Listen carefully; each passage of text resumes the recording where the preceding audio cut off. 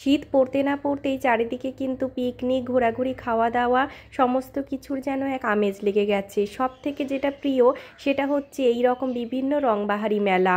বিশেষভাবে আমাদের সকলের মনের কাছাকাছির মেলা হচ্ছে হস্তশিল্প মেলা।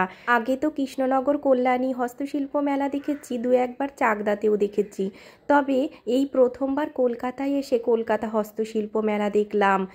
এত বড় একটা বিকাল কিংবা একটা সন্ধ্যা জুড়ে একটা মানুষের পক্ষে ভালো করে দেখে ওঠা সম্ভবই নয়। তারপরে মেলার সামনেটাতেই এত বড় মেলা বসেছে, মনে হচ্ছে যেন ওটা আর একটা দ্বিতীয় মেলা। যেদিকেই তাকাচ্ছি সেদিকেই যেন চোখ জুড়িয়ে যাচ্ছে, এতটাই সুন্দর জিনিসপত্র।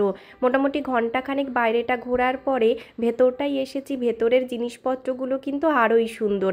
আর বিশাল বড় এলাকা জুড়ে নিয়ে মেলা।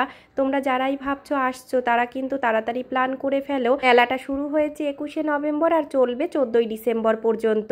এখনো হাতে বেশ সময় আছে, ঝটপট কিন্তু চলে এসো।